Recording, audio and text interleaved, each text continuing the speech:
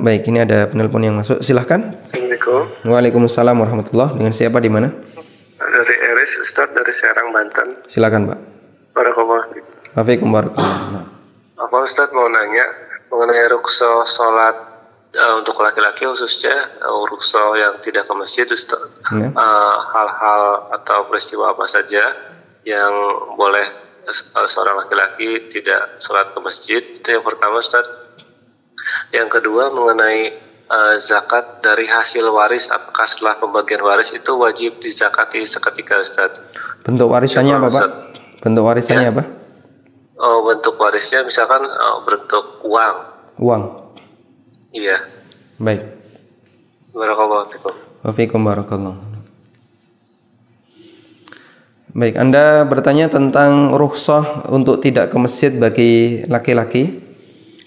Rukhsah untuk tidak ke masjid bagi laki-laki ada yang rukhsah sifatnya mubah karena dia awarid, penghalang yang di luar kemampuan manusia, dan ada rukhsah yang sifatnya makruh karena dia terjadi disebabkan kesalahan manusia. Saya awali yang kedua, rukhsah yang sifatnya makruh karena kesalahan manusia. Contohnya adalah orang yang makan bawang, yang itu menyebabkan bau mulut, dan itu bisa mengganggu para malaikat termasuk orang-orang yang berada di sekitarnya. Nabi SAW bersabda, "Innal malaikata tata'adza bima yata'adza bihi banu Adam." Sesungguhnya malaikat itu terganggu dengan sesuatu yang mengganggu manusia. Namun orang ini ketika dia mendapatkan rukhsah tidak ke masjid, statusnya makruh. Sebabnya dia melakukan kesalahan, yaitu makan bawang sebelum sholat. Makanya seharusnya dia tahu diri dan mengkondisikan, saya mau sholat, jangan melakukan perbuatan yang bisa menimbulkan bau mulut atau bau badan. Termasuk diantaranya ada orang yang dia badannya sangat bau, tapi dia tidak segera mandi ketika mendekati masuk waktu sholat, maka dia mendapatkan rukhsah untuk tidak sholat jamaah karena dikhawatirkan mengganggu yang lain.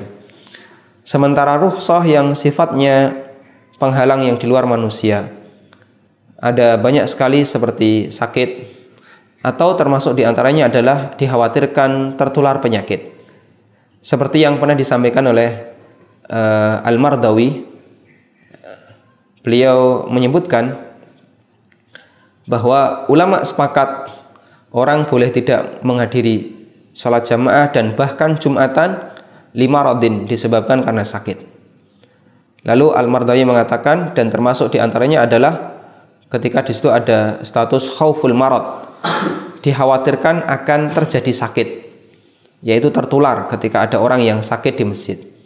Karena itu termasuk situasi seperti saat ini, ada wabah pandemi yang dikhawatirkan terjadinya penularan yang berkepanjangan, kemudian masjid di lockdown sehingga orang diminta untuk melakukan social distance sampai akhirnya tidak dilakukan sholat jamaah dan Jumatan. Insya Allah ini bagian dari rukhsah.